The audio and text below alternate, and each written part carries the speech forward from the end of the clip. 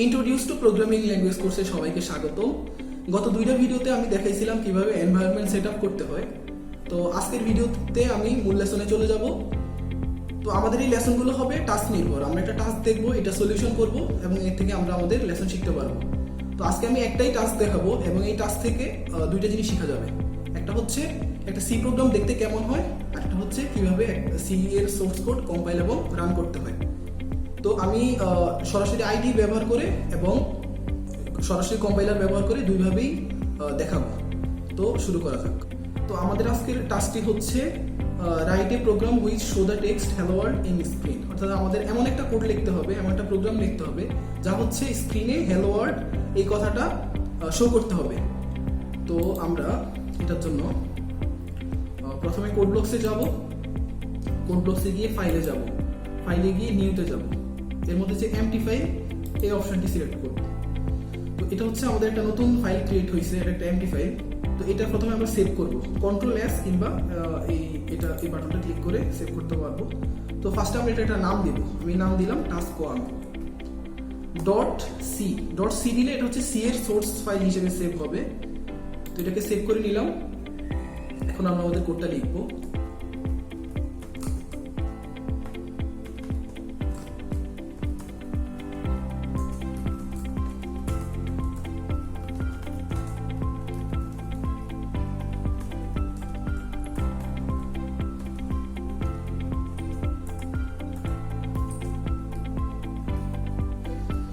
এই হচ্ছে আমাদের প্রথম কোড। তো এইটা হচ্ছে আমরা সেভ করে এখানে যে বাটনটি আছে বিল্ড, এটা সিলেক্ট করলে হচ্ছে আমাদের এই কোডটা কম্পাইল হবে, আর এটা সিলেক্ট করলে হচ্ছে রান হবে। তো আগে আমরা কম্পাইল করে নিতে হবে। তো এখানে যদি বাটনটি খুঁজে না পাওয়া যায় তাহলে এই যে বিল্ড ট্যাবে গেলে এই শুরুতেই বাটনটি থাকবে। তো আমরা প্রথমে এটাকে কম্পাইল করব।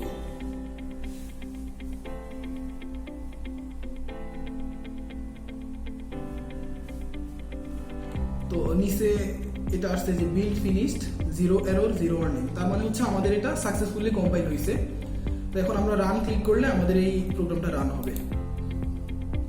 এই যে এটা শো করতেছে হ্যালো ওয়ার্ল্ড, আর এই যে নিচের এই লেখাটুকুকে এখন স্কিপ করলে চলবে। এটা হচ্ছে আসলে এটার এক্সিকিউশন টাইম এবং এটার রিটার্ন কোডটা দেখাইছে। তো এখানে বলতেছে প্রেস এনি কি টু কন্টিনিউ। তো কোনো একটা কি চাপলে এটা হচ্ছে এক্সিট হবে।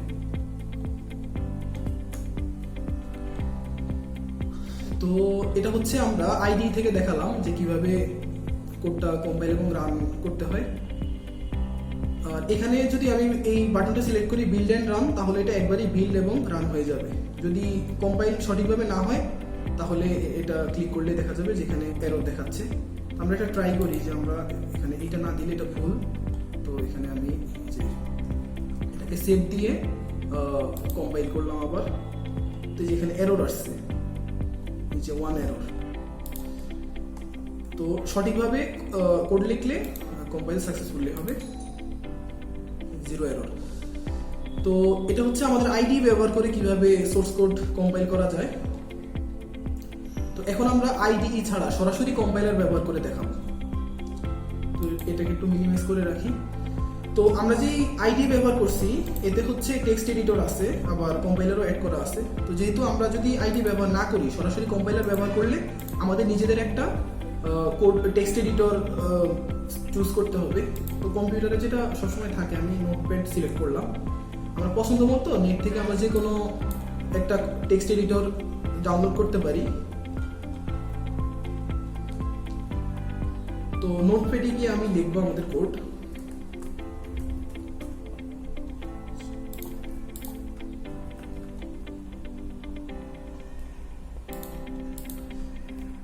তো আমরা আমাদের এখানে কোডটা কপি করলাম।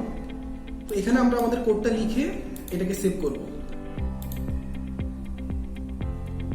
তো এরকম এখানে এটা টেক্সট ডকুমেন্ট হিসেবে সেভ চাইতেছে। তো আমরা এটাকে টেক্সট না দিয়ে অল ফাইল সিলেক্ট করব, কারণ এটা টাইপ হচ্ছে আমরা নিজেরাই সিলেক্ট করে দিব। তো আমরা এটার আরেকটা নাম দিলাম টাস্ক 01 ডট, এটা এখানেও 01 দিয়ে ডট সি দিলাম, তাহলে এটা সি এর ফাইল হিসেবে সেভ হবে।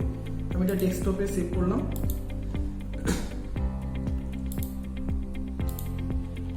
তো আমার এই যে task01.c এটা সেভ হয়ে গেছে, যে এই যে যেটা আমি ওপেন করে আছি যে task01.c। তো এটা হচ্ছে .c দিয়ে সেভ করার কারণে টেক্সট ফাইলটা হচ্ছে c এর সোর্স কোড হিসেবে সেভ হয়েছে। তো এটাকে আমরা কম্পাইলার ইউজ করে এখন কম্পাইল করব, সরাসরি কম্পাইলার ব্যবহার করে। তো এটা কম্পাইল করার জন্য আমরা প্রথমে স্টার্ট মেনুতে গিয়ে লিখব cmd, তারপর কমান্ড প্রম্পট আসলে কমান্ড প্রম্পটে যাব। তো যেহেতু আমাদের এই ফাইলটা ডেস্কটপে সেভ আছে, তো আমরা ডেস্কটপে প্রথমে যাব cd, এটা লিখলে হচ্ছে আমাদের ডেস্কটপে চলে যাবে। চেঞ্জ ডিরেক্টরিটা হচ্ছে, এটা হচ্ছে উইন্ডোজের কমান্ড। তো এখন হচ্ছে আমি ডেস্কটপে চলে এসেছি।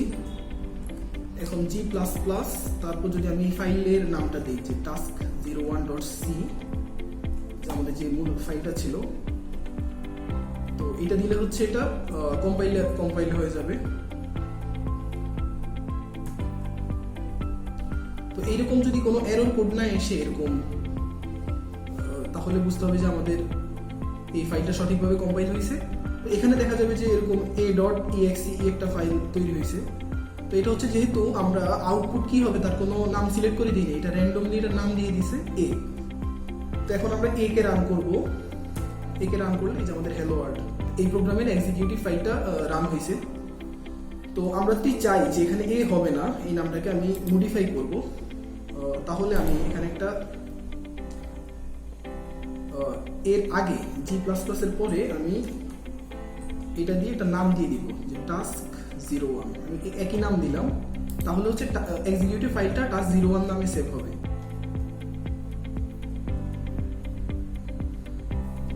আচ্ছা, তো আমাদের এই কোডটা হচ্ছে কম্পাইল হয়ে task01.exe নামে একটা এক্সিকিউটিভ ফাইল তৈরি হয়েছে। তো আমরা এই এক্সিকিউটিভ ফাইলটাকে রান করলে আমাদের আউটপুট শো করবে হ্যালো ওয়ার্ল্ড। তো প্রথমে আমরা কোনো নাম দেই নেই, জাস্ট কম্পাইলারের সামনে সি এর সোর্স কোডটা দিছি, এই জন্য সে একটা র্যান্ডমলি নাম চুজ করে দিছে। আর দ্বিতীয় ক্ষেত্রে আমরা হচ্ছে এই যে এইটা এইভাবে যে -o দিয়ে task01 দিছি, তো task01 নামে একটা এক্সিকিউটিভ ফাইল তৈরি হয়েছে। তো এই হচ্ছে আমাদের সরাসরি কম্পাইলার ব্যবহার, যে আমি কম্পাইলারের সামনে সোর্স কোডটার নাম লিখে দিলেই সোর্স কোডটা হচ্ছে কম্পাইল হয়ে যাবে, এবং পরে এক্সিকিউটিভ ফাইলটার নাম লিখলে এটা হচ্ছে রান হবে। তো আমাদের এই ক্ষেত্রে সতর্ক থাকতে হবে যে আমাদের এই সোর্স কোডটাকে আমি কোথায় সেভ করছি, এবং আমার যে কমান্ড প্রম্পটের এই যে পার্টটা সেটা ওই ডিরেক্টরিতে আছে কিনা। তো ডেস্কটপে কাজ করলে ডেস্কটপে হচ্ছে মুভ করে এই ফাইলটাকে কম্পাইল করা যাবে। তো এই হচ্ছে আমাদের দুইটা মেথড আমি দেখাইলাম কিভাবে রান করতে হয়। এখন হচ্ছে আমি কোডগুলোকে একটু এক্সপ্লেন করে দেখাবো যেটা কিভাবে কাজ করে। তো আমরা কোডটাকে একটু জুম করে নিই। তো কোডটার দিকে এক নজরে তাকালে দেখা যায় যে আমি এখানে হ্যালো ওয়ার্ল্ড লিখছি। আমি যদি বলি যে একটা কোড লিখতে যা রান করবে, যা হচ্ছে শো করবে হ্যালো বাংলাদেশ, তাহলে সবাই কি করবে যে এটাকে কপি করে এভাবে দিয়ে দিবে। কারণ যেহেতু হ্যালো ওয়ার্ল্ড লেখার কারণে হ্যালো ওয়ার্ল্ড আসছে, এখানে হয়তো বা হ্যালো বাংলাদেশ দিলে আসতে পারে। আমরা ট্রাই করে দেখবো যে এটা আসতেছে। তো এই কাজটা আসলে কে করতেছে? এই কাজটা করতেছে প্রিন্টএফ। প্রিন্টএফের কাজ হচ্ছে এই ডাবল কোটেশনের মধ্যে যা থাকবে তা হচ্ছে প্রিন্ট করা। তো আমরা প্রিন্টএফের মাধ্যমে এটা প্রিন্ট করতেছি। কিন্তু প্রিন্টএফ যে এই কাজটা করবে, এই কমান্ডটা আসলে এই যে স্টেটমেন্টগুলো কোথায় আছে, এই স্টেটমেন্টগুলো আছে হচ্ছে stdio নামে একটা ফাইলের মধ্যে।